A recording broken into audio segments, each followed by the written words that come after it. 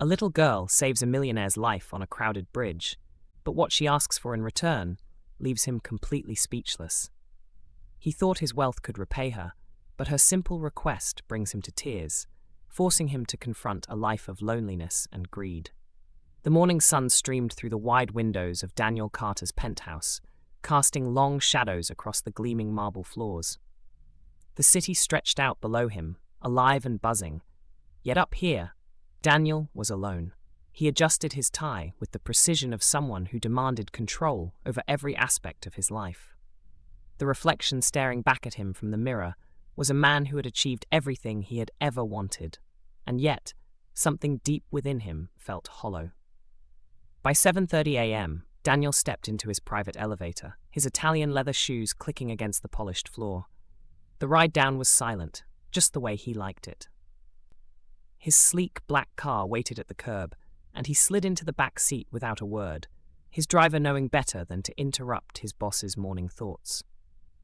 Later that day, Daniel sat in his office atop Carter Holdings, the walls lined with accolades celebrating his ruthless rise in the corporate world. Opposite him stood a man with trembling hands, clutching a file. "Mr. Carter, please, it was a mistake," the man stammered. "It's just 1 decimal point in the report. I can fix it." 1 decimal point, Daniel said coldly, his gaze never leaving the man. "That single mistake cost us thousands. Pack your things. Security will escort you out." "But I have a family, a sick wife," the man pleaded. Daniel's face remained impassive. "That's not my concern." As the man was escorted out, Daniel turned back to his computer, his expression unreadable. To him, the world was black and white. Success or failure, nothing in between. The day continued in the same vein. During a board meeting, a young woman named Claire, bright-eyed and full of optimism, presented an idea for a community outreach program. "It would only take a small portion of our profits," she explained, "but the impact on local families would be immeasurable." Daniel's sharp voice cut through her enthusiasm. "This company isn't a charity, Miss Howard. We're here to make money, not friends."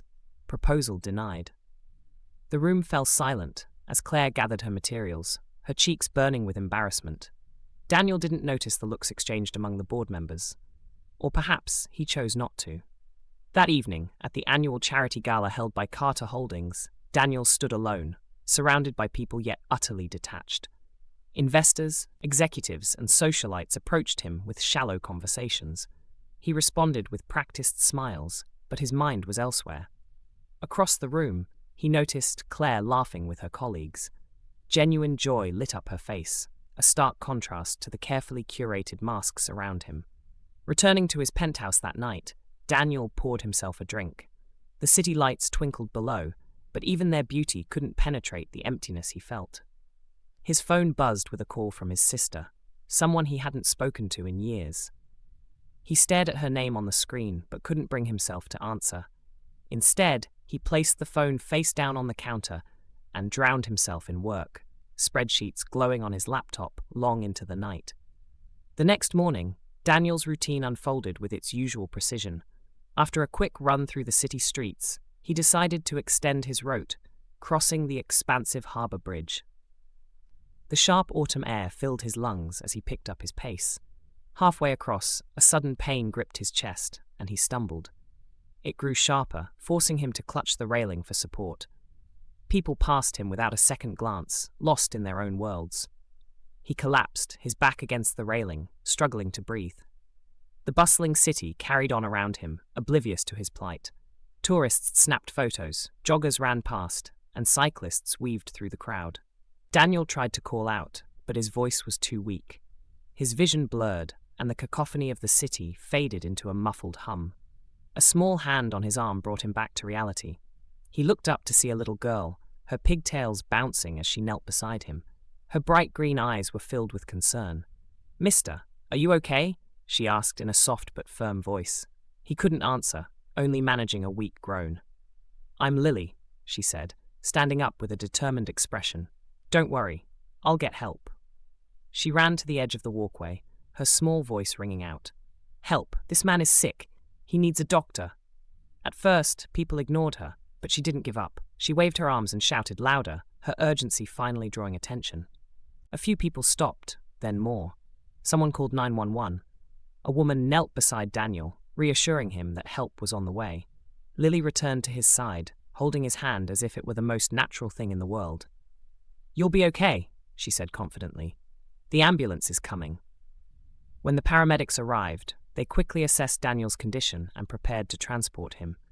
Through the haze of pain and fear, he managed to meet Lily's eyes.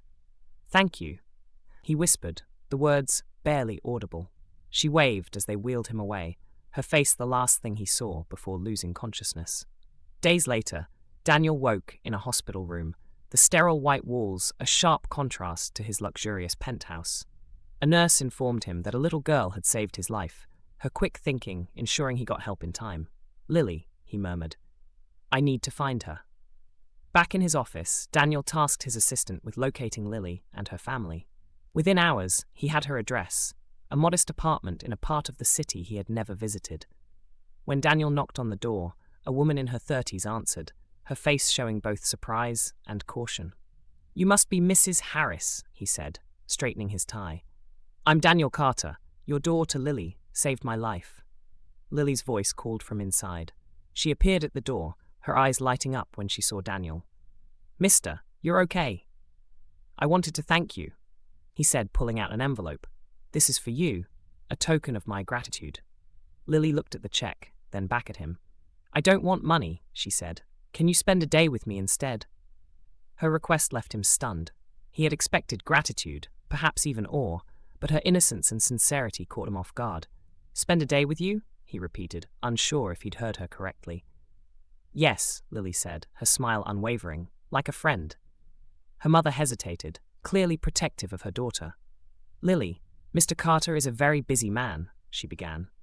But Daniel, for reasons he couldn't fully explain, found himself agreeing. "I'd be honored," he said.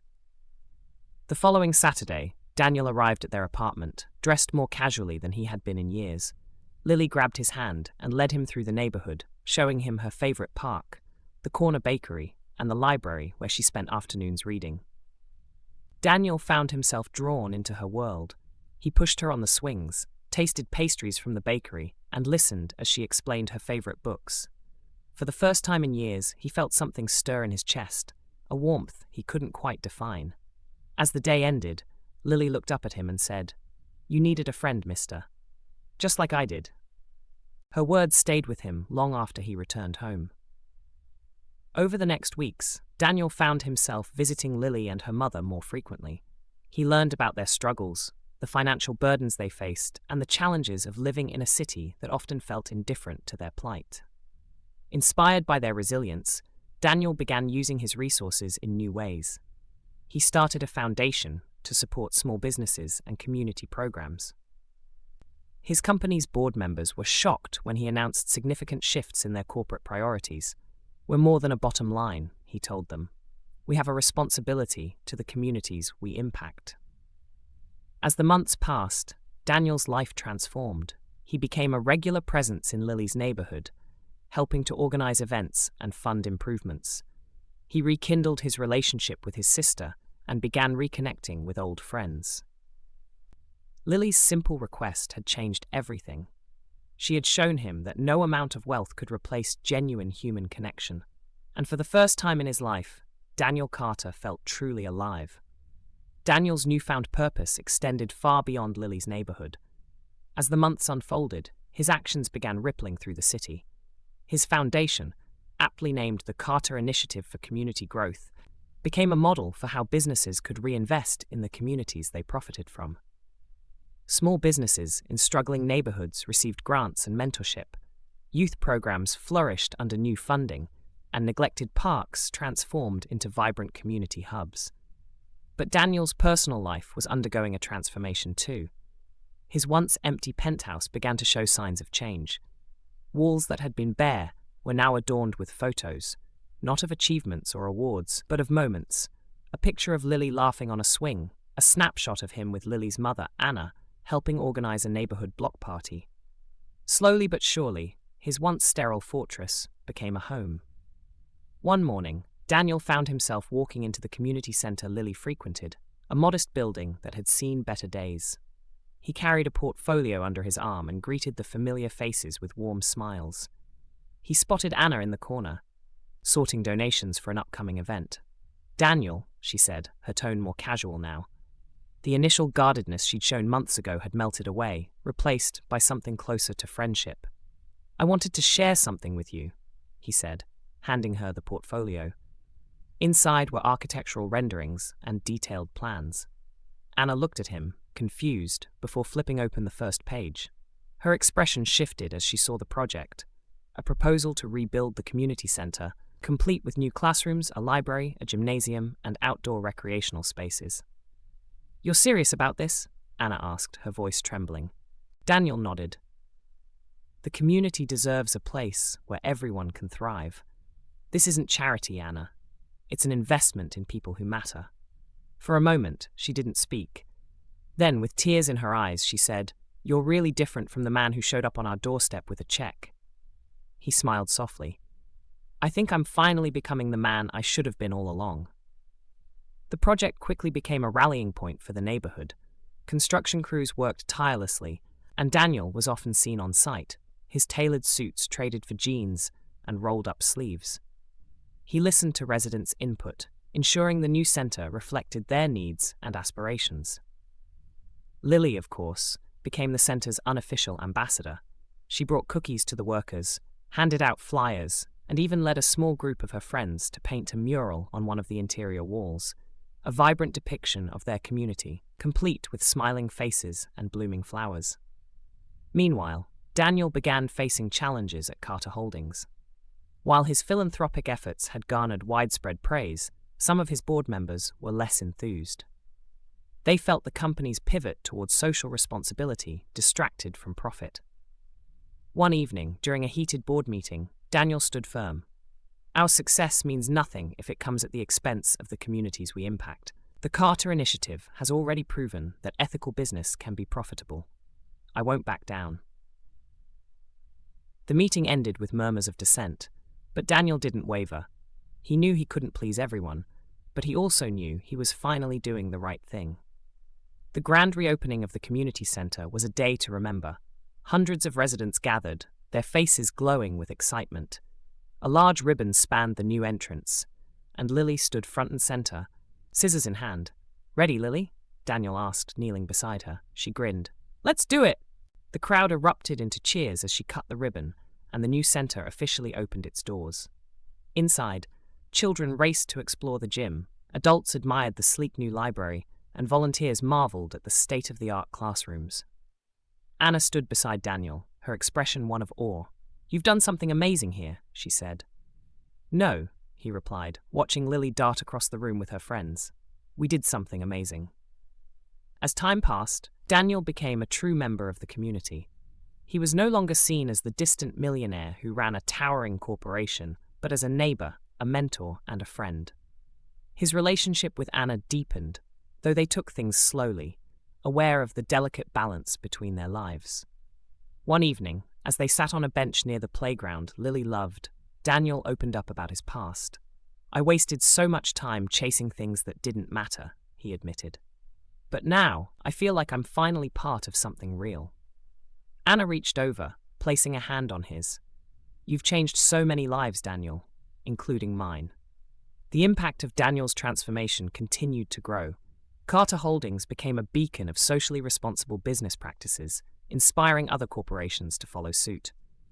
The Carter Initiative expanded to other neighborhoods, ensuring more communities had access to the resources they needed to thrive. But for Daniel, the most profound reward wasn't in the accolades or the expanding programs. It was in the simple moments, walking through the park with Lily, sharing dinner with Anna, seeing children's faces light up in the new community center. These were the moments that filled the once empty void in his life. Years later, Daniel stood at the same bridge where his journey had begun. He leaned against the railing, the city spread out before him. Beside him, Lily, now a teenager, chatted animatedly about her latest school project. "You've come a long way, mister," she said with a playful smile. Daniel chuckled. "I couldn't have done it without you." Lily looked up at him, her eyes filled with the same earnestness that had saved his life all those years ago. "You're my hero, you know." He smiled, his heart full. "And you're mine." As they walked away from the bridge, side by side, the city buzzed around them, alive with possibility.